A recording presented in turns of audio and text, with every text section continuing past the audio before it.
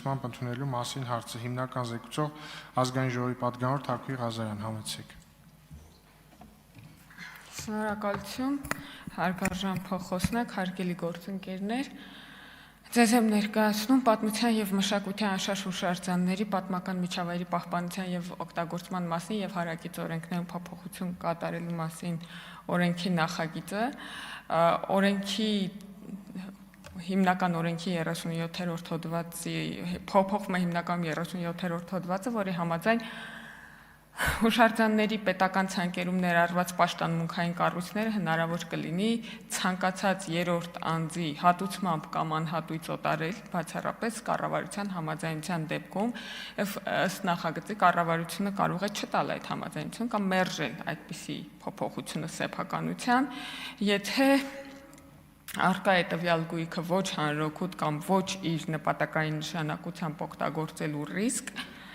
կամ գործարքի պայմանները հակասում են հանրության շահերին կամ սահմանված ծանուցմանը կից ներկայացված փաստաթղթերը կեղծ են կամ խեղաթյուրված, այս նախաձեռնությունը միտված է հուշարձանների պահպանության ոլորտում ավելի ամրապնդելու ինստիտուցիոնալ մեխանիզմները, հանձնաժողովի նիստում բավականին հանգամանալի քննարկել ենք նախագիծը եւ մի քանի հարցեր են հնչել, որոնց կուզեի այստեղ էլ անդրադառնալ, մանավանդ որ սակավամարդ է ընդդիմադիր ներկայացուցչությունը, թեև այնտեղ շատ բուռն քննարկում ենք ունեցել։ Հարցերից մեկը, որ հնչել է, արդյոք սա Հայաստանյան Առաքելական Սուրբ Եկեղեցու հետ կապ ունի այս նախագիծը կամ կոնկրետ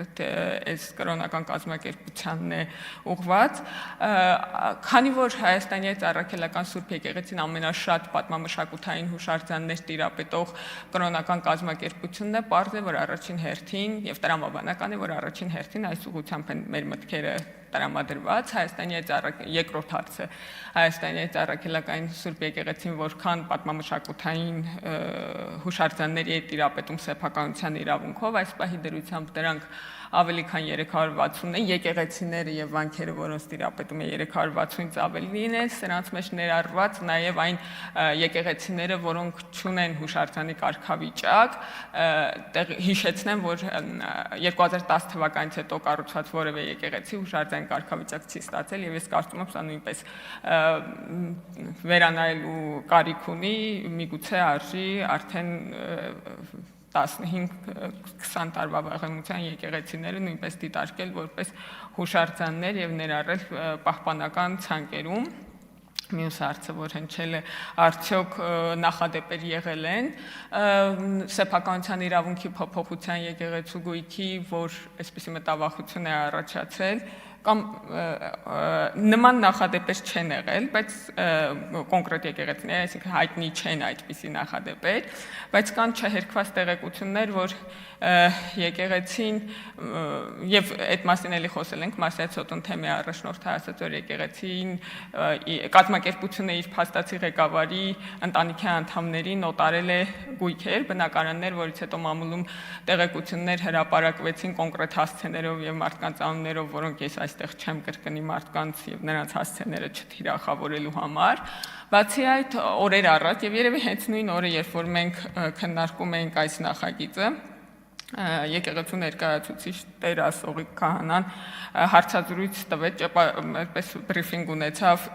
այն կապակցությամբ, որ եկեղեցու պատկանող գեղարդից կոթաղից փշրանք է նվիրվել ռուս ուղղափառ եկեղեցու պետին Ալեքսի պատրիարքին նրա ծննդյան 75-ամյակի առիթով, բառացի եմ մեջբերում, ինչ որ մեջբերում եմ, եւ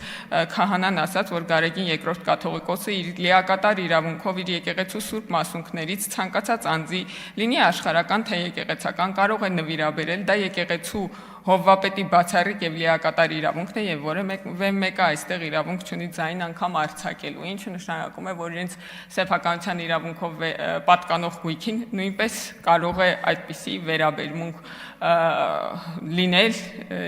նաև եկեղեցիների պատմամշակութային հուշարձանների դեպքում միգուցե մեկ այլ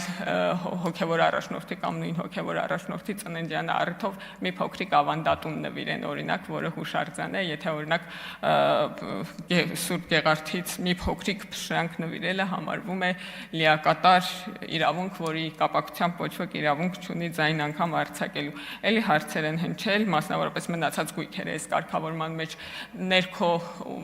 տեղավորելու կապակցությամբ հույս ունեմ այս հարցերը կհնչեն նաև հիմա, քանի որ ժամանակս լրացավ եւ ես հնարավորություն կունենամ արձագանքելու։ Շնորհակալություն։ Հարցերի համար հերթագրում